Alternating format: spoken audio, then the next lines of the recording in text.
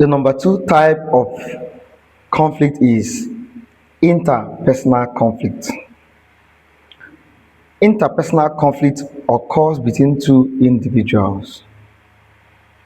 For example, husband and wife disagreement, teacher and student conflict, employer and employee dispute. The number three, intra-group conflict. Intra-group conflict.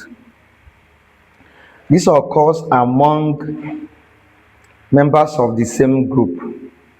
For example, student association disagreement, community committee dispute, hospital staff disagreement. The number four type of conflict is inter-group conflict. Number three is intra-group conflict, is within the organization. Now, this number four, inter-group conflict, is between two organizations. So, intergroup conflict occurs between different groups. It occurs between different groups. For example, labor unions versus management, political parties, religious organizations, ethnic communities, etc. The fifth type of conflict is organizational conflict.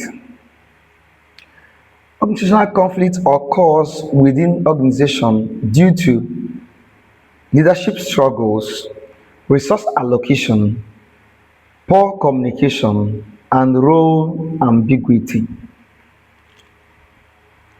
Number six type of conflict is community conflict, common in developing countries like Nigeria, Sudan, Gambia, South Africa. So it's common in developing countries. For example, land dispute, chieftaincy conflict, boundary disagreement, resource control.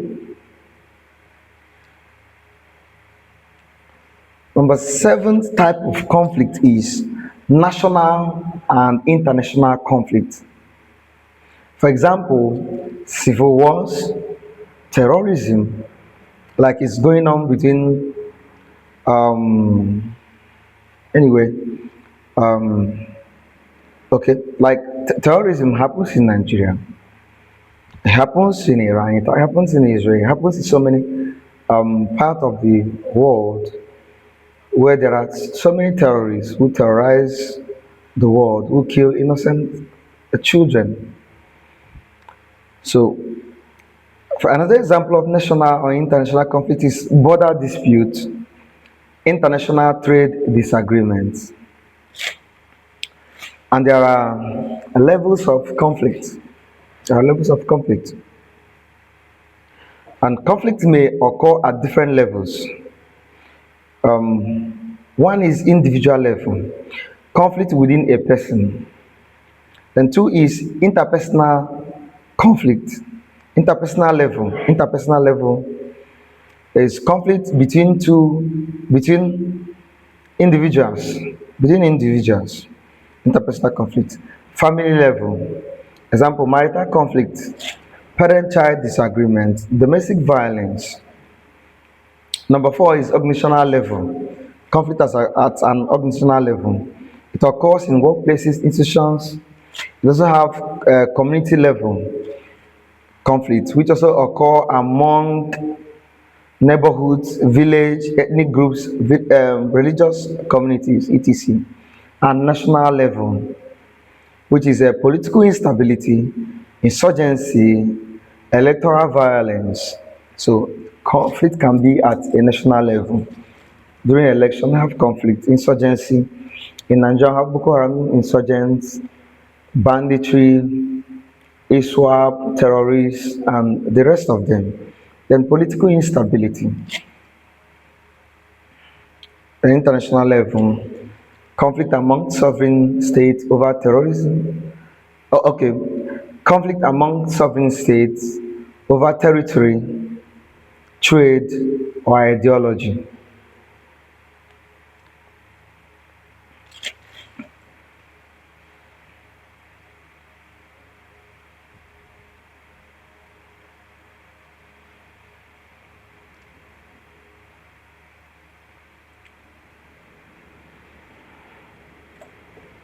So we look at the importance of conflict management in social work practice. The importance of conflict management in social work practice. Conflict management is one of the defining competencies of professional social workers because the profession seeks to improve social functioning and foster harmonious relationships. The number one importance of conflict management in social work practice is promote social justice. Conflict management promotes social justice. Conflict management addresses inequality, discrimination, and exclusion. Number two, it strengthens human relationships. Social workers help restore damaged relationships through mediation and dialogue. It strengthens human relationships. Number three, prevent violence. Early intervention prevents escalation into violence. Then, number four, protect vulnerable population.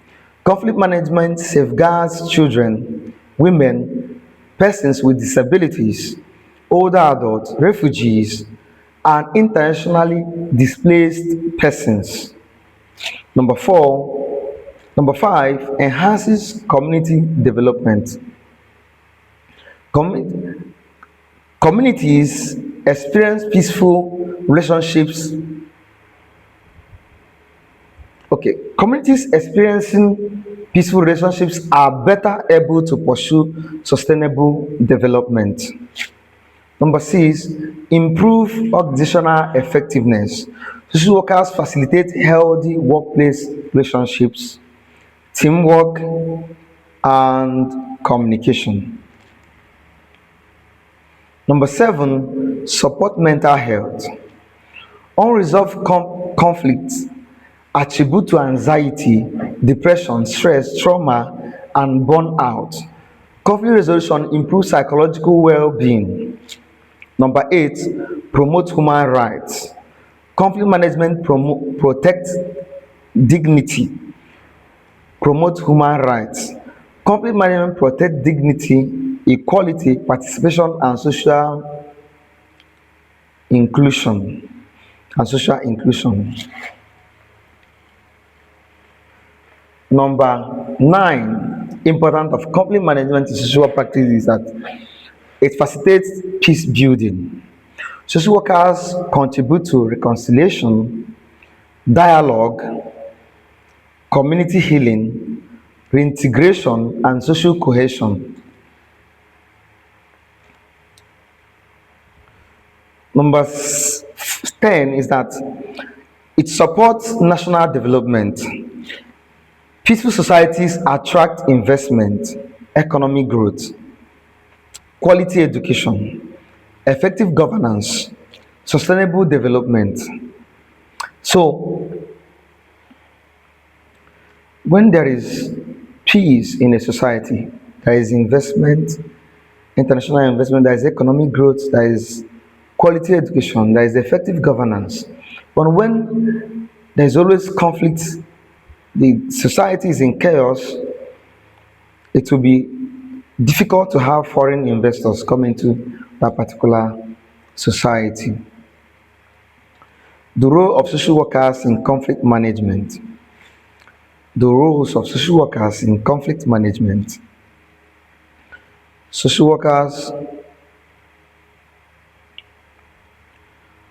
the professional social workers perform multiple roles in conflict prevention and resolution, which includes mediator. They stand as a mediator in conflict.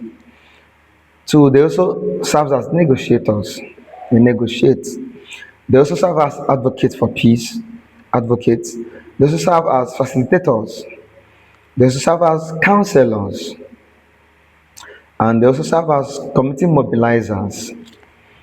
And they serve as peace educators, case managers, policy advocates, human rights defenders, research and evaluators.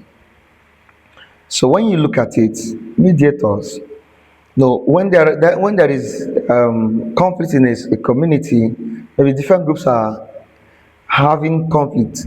Social workers can mediate to bring the parties together and find a common ground to solve that particular problem. Social workers can negotiate. They negotiate for peace. They also advocate for peace, and they also serve work as facilitators. They facilitate peaceful coexistence, and they also serve as counselors. They advise the people. They also serve as community mobilizers. They mobilize the people, and they serve as peace educators, case managers, policy advocates, human rights defenders, and researcher and evaluator. So workers go into research and even evaluation.